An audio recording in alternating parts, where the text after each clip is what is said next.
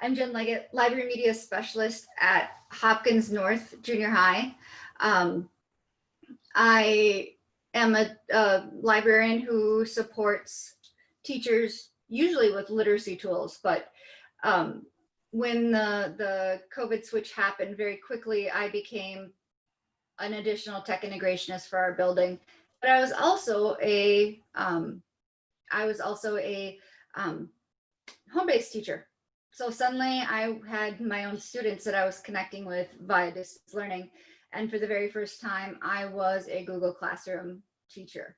So I got to post things for the very first time, as well as bringing along our 30-some teachers, as many of them were doing Google Classroom for the very first time. So it was quite an experience. Like I said, we had people on all different levels. We also had teachers using Moodle. We had teachers not doing anything. So that whole gamut of bringing 12 people, 18 people, 16 people along the Google Classroom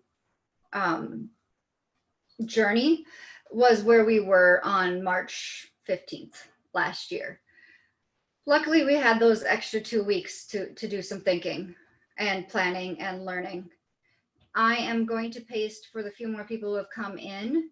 I'm pasting, this is the presentation for the Google slides that you're seeing. You can copy paste that URL into your browser. And then there is a Google Classroom code. The code for some reason isn't working for some people. If you send me your Gmail, your personal Gmail, I'll send you an invite code.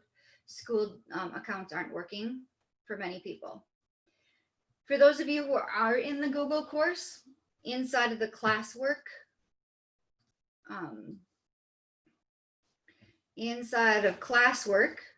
there are some pre-dinner receptions, because this is a menu.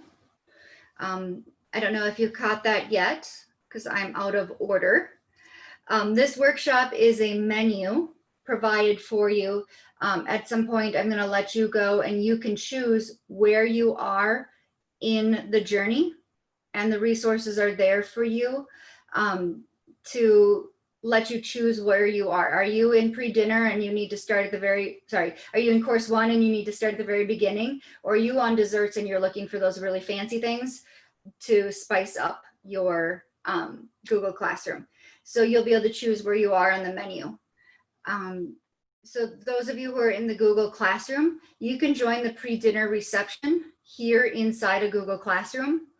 And these are written as questions, so people can come in and respond there if you don't want to speak out loud.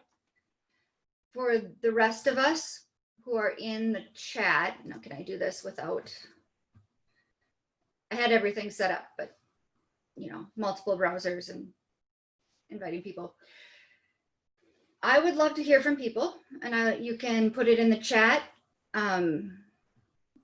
Put the link to what in the chat, Tron?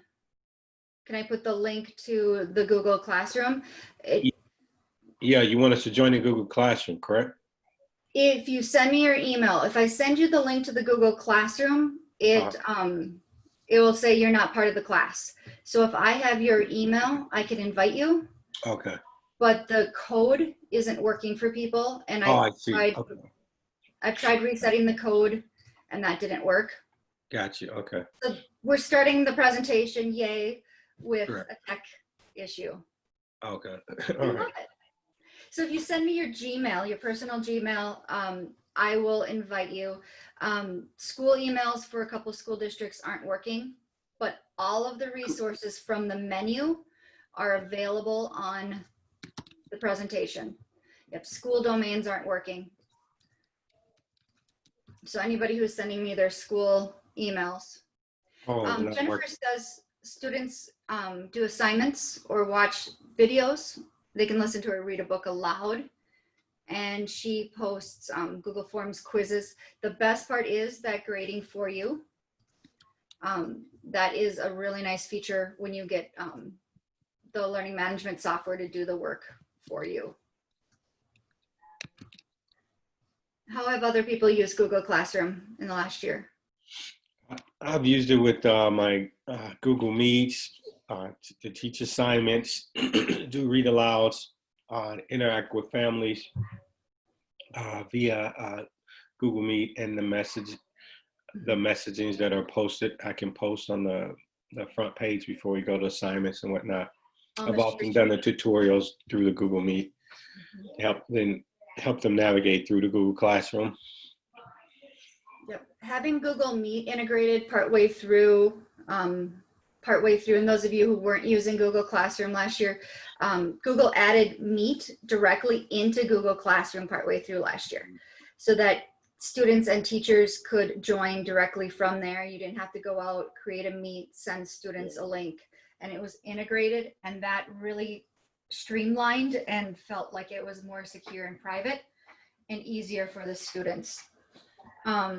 Google Voice was also another great feature that they allowed to be a part of the collective of distance learning. Yes, where you could set up a phone number that wasn't your phone number. Absolutely. Marcia used it for an elective course with no grading. So you were able to put your content out there, but didn't actually use the gradebook piece. I didn't use the gradebook for homeroom either. I would put activities out there, but if I made it worth 50 points for homeroom, or if I made it worth 0, it didn't change whether or not the kids chose to do the Friday activity. Most of them didn't show up to advisory on Friday. It wasn't just my advisory, it was across the board. So the points really didn't mean much. Hey, Jen, I'm having problems sending messages on the chat room. Okay. So when I send a message, I don't see the send button. Try hitting your return or your enter button after you type the message. That should send it. Okay. There's a little airplane, looks like a paper airplane you click on, and that'll do it for you. Okay. Yeah, I don't have a send either. I just realized I automatically just hit. Enter button? Yeah. Okay. We have Anna, who had students respond to daily journal prompts on Google Classroom, and you use the question feature by creating a question, and students could only see their own responses. That's a great way. Anyone else want to share? Inside of Google Classroom, we have responses.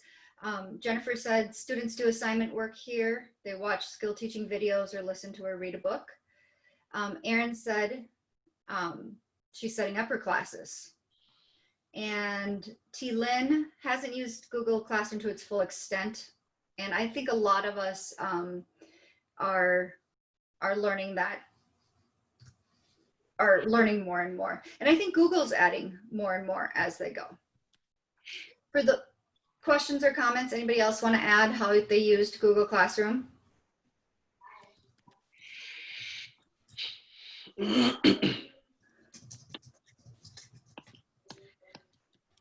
What is the most powerful feature that you found with connecting with students or families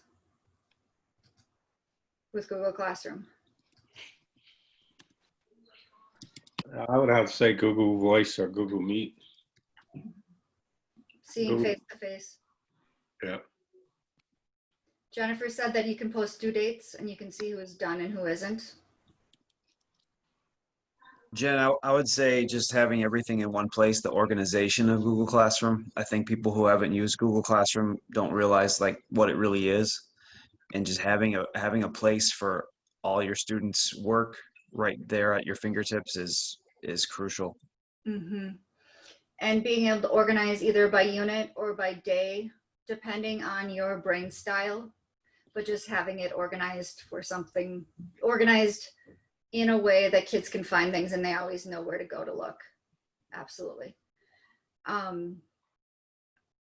Google Meet is the video conferencing. Google Classroom, to define that, if I need to go back that broad, and I do, is a basic learning management software where you can post links, discussions, quizzes, assignments in a stream. It looks like this. This is this is Google Classroom. The first page you have is your stream where you can post announcements. I actually removed all the classwork from the stream on this course because it got to be a lot with all of the notes. I've organized the classwork. This is the presentation. This is the, this is the pre-dinner where we are now. Here are the different resources, course 1. I saw somebody who actually did emojis in front of the different areas. I need to do that so that it's like wine glasses and a salad and so on. So you see that it's different courses of food. So this could be organized by your unit or by week, but in a way that students can see these are the different learning targets. I think that answered the question between Meet and what Google Classroom could look like. And then you can see your people who are in your course. And as they do work, you can see if you grade them or not. None of these assignments are graded for this classroom. I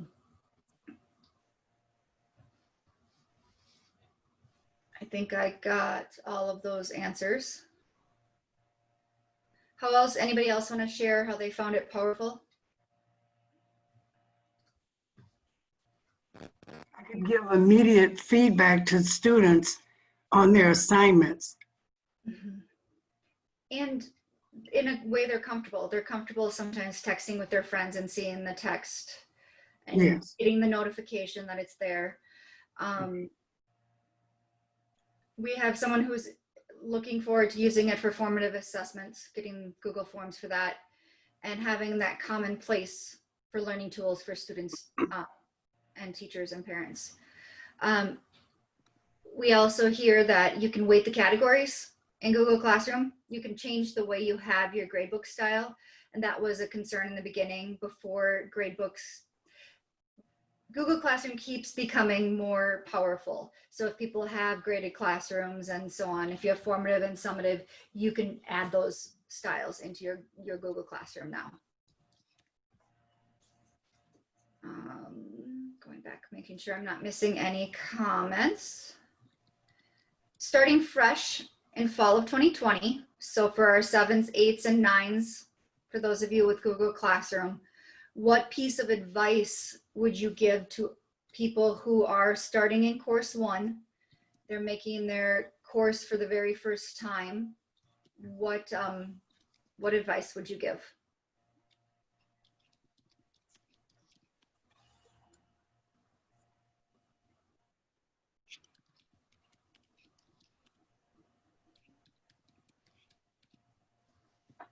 Jen, one thing that helped me and my colleagues is having, before you even hop in and try to create your own Google Classroom for your class, join one. I think one downfall, and correct me if I'm wrong, but one downfall Classroom has is there's not a student view. If you're the teacher, you can only see the teacher stuff. Mhm. It'd be better if there was a student view option built in, just so you can say and talk your students through what they're going to be looking at. Mm-hmm. But Yeah. that was one thing that helped me out. Was I was a student in one classroom, and then I was a teacher in another one. Yeah, Mm-hmm. that was me. Yeah, find a fellow teacher where you could become a student in their class and be a kid. That worked for me also. Yeah, Marcia says their school has a test course so teachers can play. A couple people have mentioned topics, helping to keep them organized. Again, whether that's by unit or by theme or by week. Week 1, these are the assignments we do, and then it goes, and the next week goes above it. Or, you know, theme 1 is plants, and then the next one is habitats, and you move and put the newest one at the top.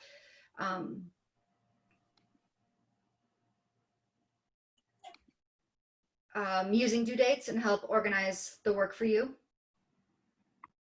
How can you use Classroom to talk to students around your specific content?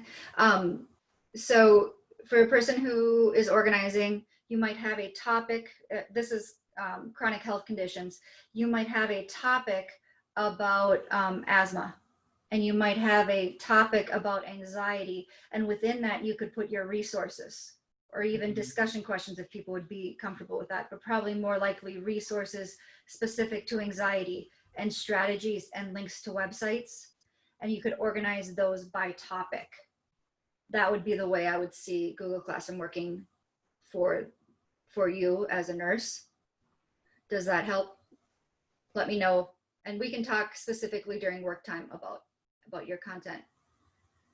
One thing we did Go ahead. during distance learning this spring was I teach English 10, and there were multiple other teachers who taught the same course. So we created a teacher's classroom where we kind of divvied up the work and creating the assignments, and then we posted them to that. And then you can reuse posts from other classrooms. And so we all were posting the same assignments the same way, same verbiage. So that helped a lot. Oh, that's a great idea. So come up with your school system or your how you design posts and then reuse them. And Michael, that might be something for you when you were talking about how to design your system and bringing people into Google Classroom, having that standard, like this is what a daily assignment looks like. I love that idea, and how you can reuse posts. That would also help. The next question probably overlaps a bit with the third one, but how to organize using topics, using common verbiage. Reusing posts is another way. Like you don't have to start over fresh. Every Friday we posted a conversation in Padlet, and I would reuse the post and then update the link, rather than having to write, everybody come together, we're going to go to Padlet and we're going to discuss our Friday Circle question, post your question and please respond to someone else. I would just reuse that post, update the description of the question and the link. It saves a lot of time. And then you can do it across your classes if you have multiple sections. You can use them from previous years or from another class. Using posts was great. Things you can put in. You can put in links. You can put in videos. You can share out documents. So you can send out a document to all of your students and they each get a copy of it. And then they turn it back into you. So they can work on the same document. Or they can all just get a link of a document that they see that you're providing as a resource. What else have you shared out via Google Classroom?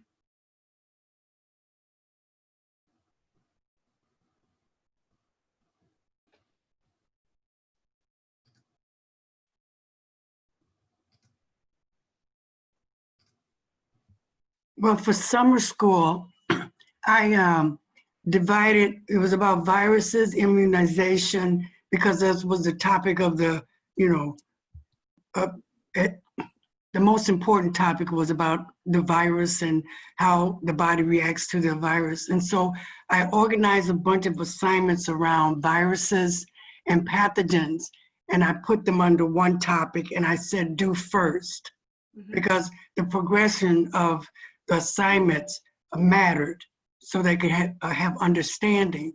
And so then I'd have another topic on immunity, how the body fights against the viruses, the pathogens, and then that would be due second, and then due last would be a Google slide presentation on a virus of their choice from a list. So that kept everything organized for the students.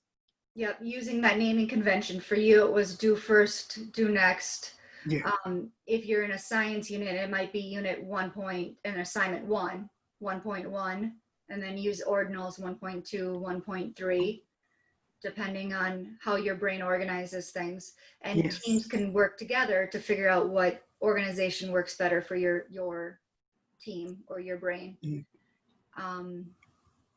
Jennifer's noting Google Classroom automatically creates a folder in your drive for all your classwork, which is amazing. Going back to when Google Drive first came out, and you'd have 150 kids and you'd sit them all down and say, okay, you're going to type your last name, comma, first name, and then the name of your essay, but oh, I forgot, before that, you're gonna type your block so that they're in order by your block, and then by your last name. Google Classroom takes care of all of that.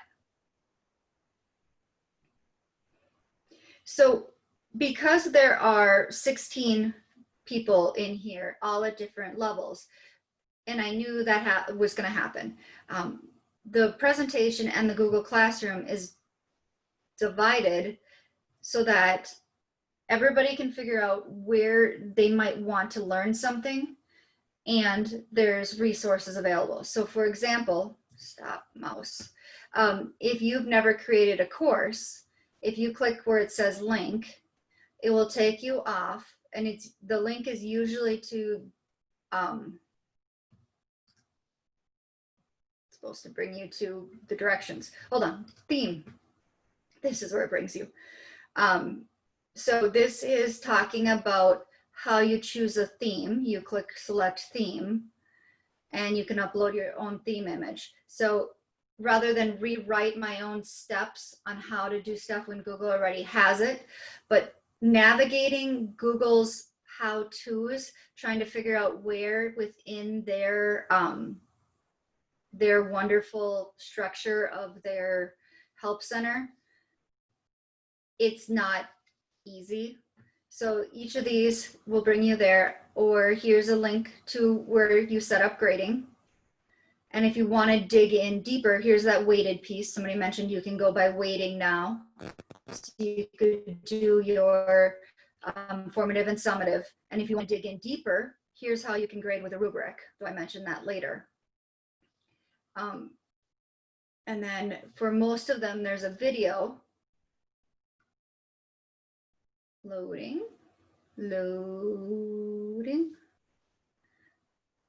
That also will talk about the feature. Oh no, did your game just get interrupted No. by an update? Did my presentation just get interrupted by an Chromebook ad? updates automatically. Switch to updates without interruption. Switch to Chromebook. Thank you, ad. Now changed, and I can go here to the settings to adjust class detail. So there's a video and a link for most of the resources. So if you're done with course 1 and you look and say, I've already created a course, I know how to set a theme, I know how to do my stream and add students, I've already had my salad, I can move on to course 2. And then you can work through, this is how you do assignments, quizzes, questions, and materials. I know that, I'm ready for course 3. And as you work for the next 20 or 30 minutes, there's 16 people here to support, and I'm here, that you can ask questions, pipe up, put questions in the Google Classroom, and use the resources. And this presentation and the Google Classroom are available to you to continue your learning as you move forward. For those of you who are your 9s and 10s, there's under desserts, there's some things that seem really simple, but really powerful, like using Control F to find things when your stream gets really long, like little tricks like that you could look at. But then there's also links to 60 smarter ways to use Google Classroom. And I pulled 1, 2, 3, 4, 5, 6, 7 that I thought that were pretty cool. There's a third-party app that lets you add voice comments to student writing, and you could click on there and explore how they did that. So those of you who are 9s and 10s, but I don't want to spend time on that when there's other people who need to figure out how to do a theme and create a class. So everybody can, I can have TIW put this in the TIW resources if they can still do that. I was updating, so I didn't share it because I don't trust Google. So I didn't finish the links until I checked all the links this weekend, because Google does things like change all their links the day before the presentations. They did that 2 years ago. But those of you who need it, there's the link, and then I will work with Best Prep to add it to the resources itself. It should be on the agenda page for this breakout session. Questions about where you are and what you can do the rest of the time? Finding your spot. Yeah, it's under session resources for this session. I was comfortable with doing that. So for me, do I have to go into a different area to create a Google Classroom, or what do I do? Have you ever made a Google Classroom? No. Okay, so you're gonna go to slide 5. Slide Where it 5. says, yep, where it says create a course. Mm-hmm. And then there's a link there that will bring you to Google Classroom. And in the Okay. top right corner, you're going to choose the plus symbol and hit create a class. Okay.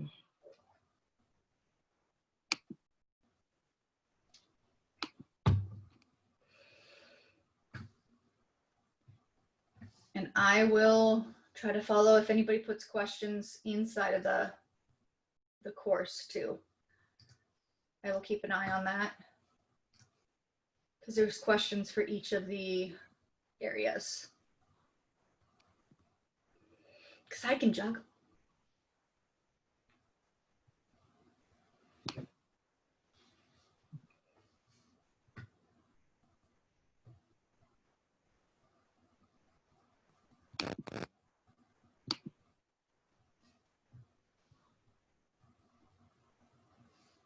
Okay, did you find your Google at classroom.google.com with the plus in the top right corner? I haven't seen the plus sign. Okay, so I'm in I Google am- Classroom Workshop. So did I'm you not get even- to I'm not even sure if I'm in the right spot. classroom.google.com? So it's going to look like this, but no tiles. Okay.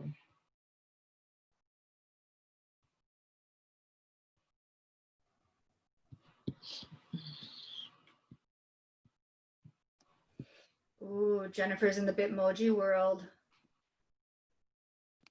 That's a rabbit hole. I had to turn off my notifications from the Bitmoji classroom group on Facebook because I was getting like 5 notifications an hour of cute Bitmoji classrooms that I could do. Yeah.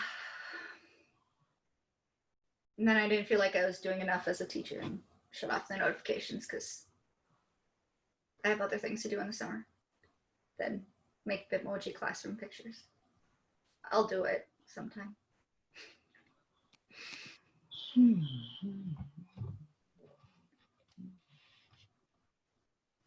So who was talking and needing help creating their classroom? It's me, Chi. Okay. Click on the link that I just put into the chat. Can you find that? The link.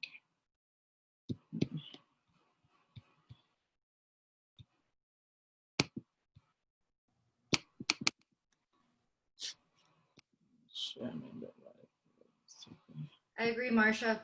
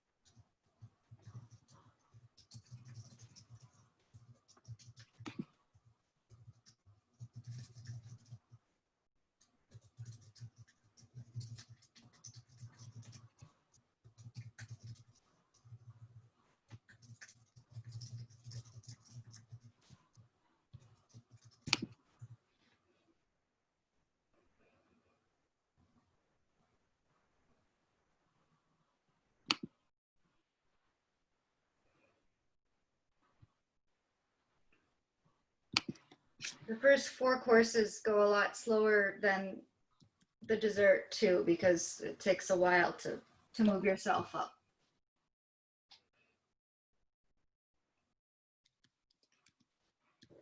Once you get comfortable, you fly.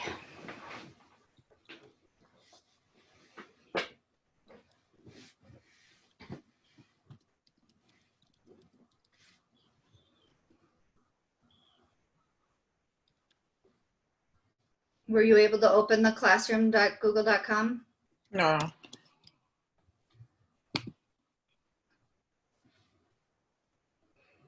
Do you have a browser open that's separate from the Zoom that we have open? Oh, that's the problem. So I should open a different browser. Yep. There we go. Okay, thank Or you. 2 tabs. Okay. You should see what I have right now. I wonder how I can get a picture of. Okay, go here, open Google Classroom, right? Yep. Type in Google Classroom. Classroom.google.com. Okay, classroomgoogle.com.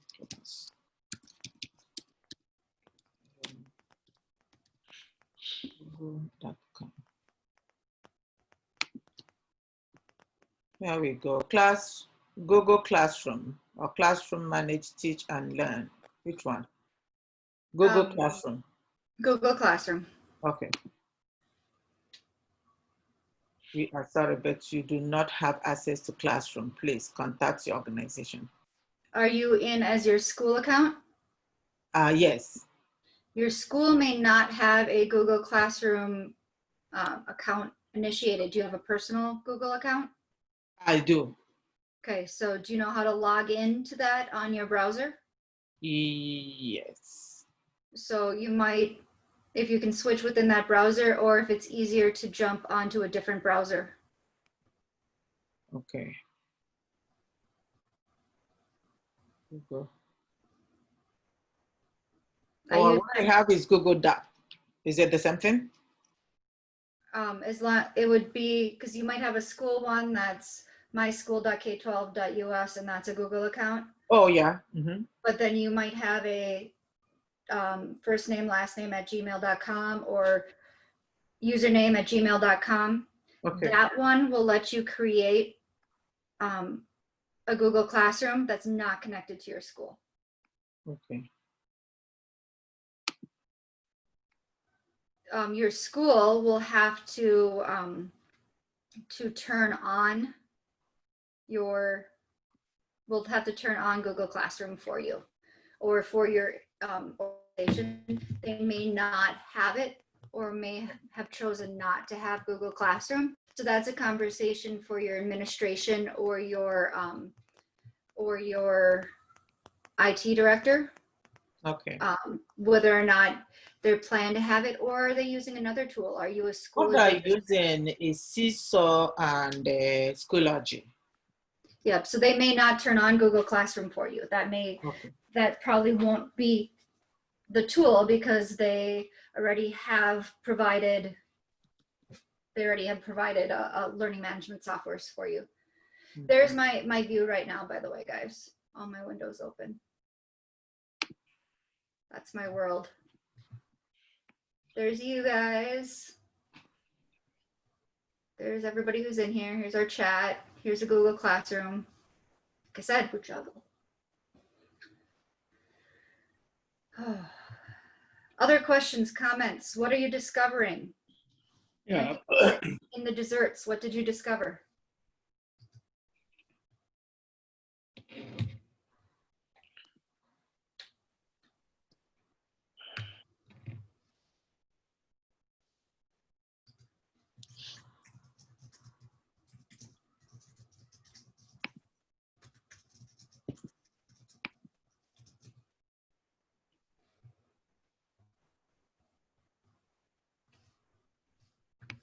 I'll jump in here for a second. This may be an administrator's question, but we use Discovery for gradebook for grades, and we need an automatic way. Is there a way to import grades or export grades from Google Classroom into the Discovery gradebook? if I can speak to Campus, which is our learning manager or our student information system, Yes, they don't play nice. right, yeah. So you would want to talk to your tech director because I don't know about that student information system, but most of them, and yes, Campus is working on playing nicer. They have to in this world, but Yes. oftentimes they don't. Plus, they don't necessarily know which assignments you want to have come over. Oh, yes, okay, okay. So does the teacher want everything to come over? Whereas when a teacher types in the grade book, they're inputting, I want this assignment. Because the teacher may have things they put into Google Classroom as activities Yes, that okay, are formative that they don't want in the grade book. So okay. for your learning management software, I suggest talking to your tech people. Thank you. Yep. You know, I was thinking about when I was trying to explore other ways to add assignments for students, you know, beyond like cutting and pasting a worksheet or sending a link, but assignment where like if you're doing graphing, you know, they can actually have the graph there and actually respond, you know, click the link and actually do the assignment where they then can submit it back to me. Like There is a, near the end, there was a list of apps that integrate with Google Classroom, slide 14. Okay. So there may be one that that works specifically on graphing. What I did with my friend, by the way, is a special ed sub. She picked up a sub job after not having subbed or done anything Google Classroom. She picked up a sub job in April, long-term sub. She had never done Google Classroom and never met the kids and walked into long-term subbing and doing Google Classroom. And so I was, after I had just gotten all my teachers onto Google Classroom, I was supporting my best friend as she learned Google Classroom. When we did graphing with her, we did a Google slideshow or Google Slides, and we put the graph paper on the back side as a background and left a line on the foreground. And the kids moved the line and they were able to put to graph the line of the equation on there. And she did 2 questions a day. So she put the question at the top. Okay. The graph paper was behind with sorry, math teachers, I'm an English teacher, with the coordinate graph. And then they were able to, she had 2 dots and the line, and they were able to move those around each day. And she just made copies of that each day for them. Through Google Slides. Yep. Oh, okay. It wouldn't automatically grade it, but she wanted to see their thinking anyway. Thinking, yeah, to make it interactive. Okay. Yep. So there's ways around, especially with the Google tools, there's ways around a lot of things like that. Yeah. Yep. And you don't need to do 12. The kids can do the practice on their paper. Right. True. And then they do 2 for you, and then you're grading 2. Right. Good point. Let me access the 7 awesome album. You look at desserts. Okay. Wait, how am I accessing this sheet though? How am I accessing the dessert sheet? How am I able to? Are you on slide 14? Yep. Click on the word link. The link. Again, nope, I'm still on Zoom with the same thing. I'm clicking the link under 14, right? You'll want to open it in your own browser. Oh, my own browser. Okay, link. Yeah. Yep, you're going to want the presentation open in your own browser. Or if you're in the Google Classroom, it'll be the last of the dessert tabs. I don't want to send that privately. I need to send that here. This will bring it to the Since I don't have that, do I have to do anything, or should I be doing something else? What else do you want to learn about? We only have a couple minutes. You could also go get your coffee filled. Okay. I do that then. Go get your coffee filled. Go take an extra long break. Okay. And for anybody else, if you have questions, otherwise, my email is on the first slide here, and you can let me know if you guys have questions or need follow-up on this. And use your experts in the building. I love, love, love, and I think the thing I'm taking out of this is the idea of that teacher class, where teachers can create and put posts on it and reuse into their own classroom. That's my takeaway, and I can't remember who it was who said that. That's an amazing idea, and letting teachers have that structure and that idea that they can have the wording and the ideas and the standardization that they can take away and put good posts out there and good assignments. I love that. Jen, I have a question for you. Yep. So my school has Chromebooks, Mm-hmm. and I know that there's software out there where the teacher's computer can pretty much see a thumbnail of all the students' Chromebook in the room. Do you know of any software, or if any of that software works with distance learning, or do the Chromebooks have to be in the room? I am the wrong person to ask on that. I'm one-to-one iPad. Okay. But I can throw it out on the specialist chat and see if anybody is working with Chromebooks. Sure. Thank you. Mm-hmm. I'd like to know that too. Okay. Trying to think, maybe if we get the answer, we'll throw it on like the main feed, or like on the main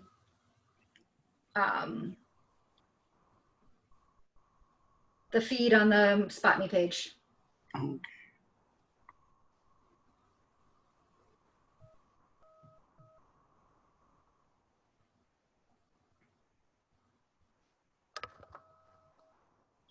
Other questions to wrap up?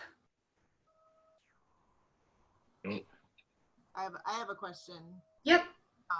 If anybody uses Edpuzzle, I'm just trying to start out with that.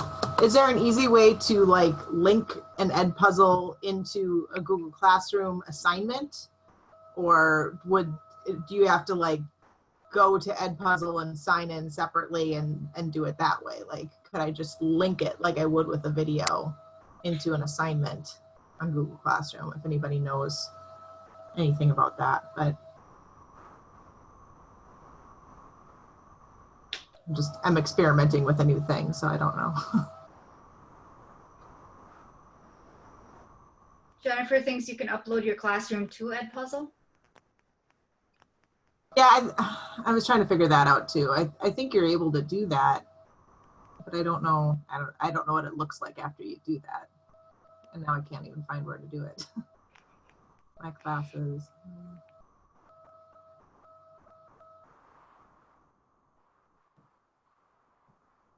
It's in a grade book.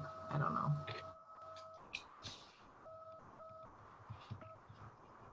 I haven't used Edpuzzle before, but if it's anything like Flipgrid, creating an assignment in Flipgrid, like Flipgrid links to Google Classroom really easily. So you just basically have to post your assignment in Classroom, Okay.